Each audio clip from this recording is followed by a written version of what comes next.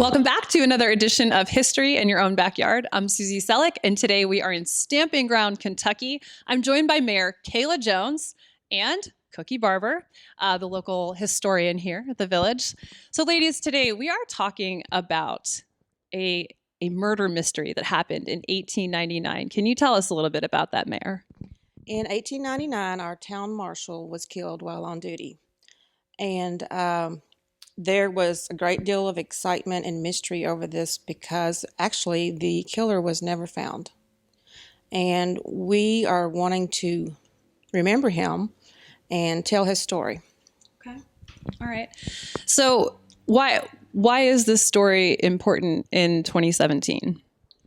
Well, anytime that you lose someone in law enforcement, I mean, it's a tragedy because these folks are out here taking care of us and protecting us. And he is the only law officer that we have ever lost while on duty in Stamping Ground. Okay, so was this something, it happened in your town, but was it a nationally publicized tragedy, or did it just kind of stay right here? Yes, this was actually in the New York Times in 1899. This was a big story back then. Huge story, right? Yes, it was followed very closely. Mm-hmm. Okay.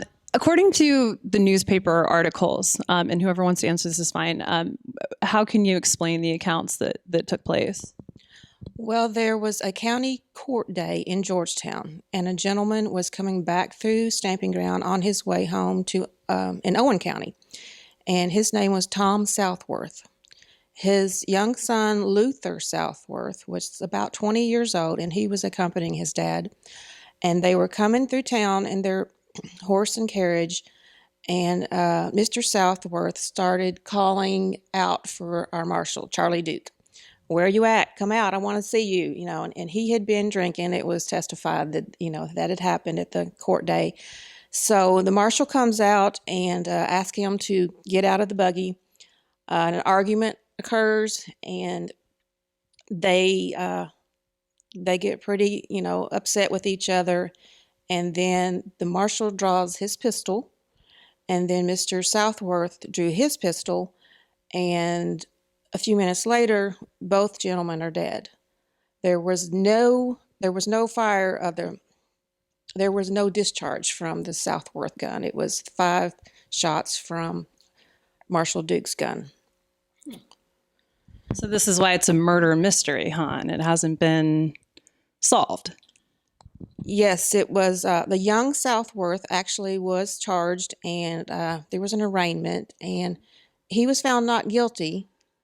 And then there was some speculation that maybe there was a third person involved that shot the marshal, but like I said, it was 5 shots out of the marshal's gun.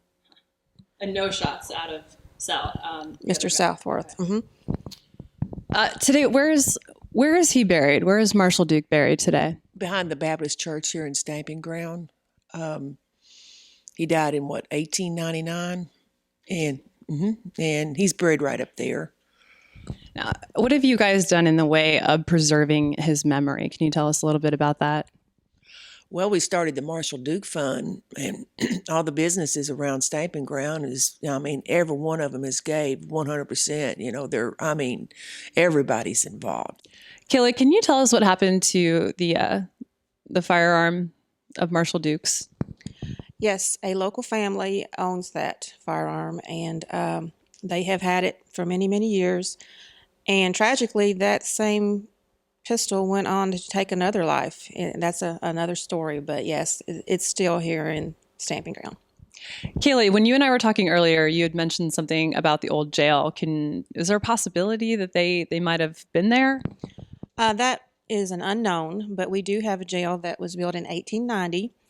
And we're pretty sure that Marshal Duke presided over this jail, and we have been restoring it. We've done a lot of work to it, but we're trying to keep it as original as possible, and hopefully we can have a museum down there at some point. But we do tie those two together, the jail and Marshal Duke. Well, I know what a history buff you are, so that is very cool that you're trying to keep the integrity. And so when you were at the library and archives in Frankfort, was there anything that you found in the research, this information that you might be able to fill us in on, anything that we haven't covered yet? Well, McKinley was president.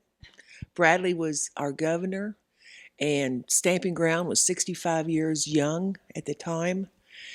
And it was like those papers were so old. I had to wear gloves. And I was like, are these papers really that old?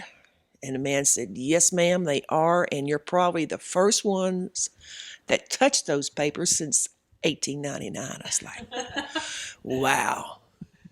That's awesome. Well, thank you for going down to do that kind of research. Yeah, that's huge. Can I mention something else? There's a quote by Benjamin Franklin that says, tell me something and I forget. Teach me something and I remember. Involve me in something and I learn. And Miss Barber has been at the forefront of taking up the money that we need for this historical marker because they're not cheap. And we've involved everyone in Stamping Ground, the businesses, the individuals, and she's been the one that's been making it happen. And it's been a whole community-wide endeavor. Headed up by the able and capable, energetic hands. Good job, Cookie. And what a compliment coming from the mayor. Oh, I have goosebumps. I feel like it's a good time to close the show out, girls. Thank you for watching another edition of History in Your Own Backyard. I'm Susie, and today we were in Stamping Ground, Kentucky with Mayor Kayla Jones and the wonderful Cookie Barber. Remember, travel slowly and stop often. Bye for now.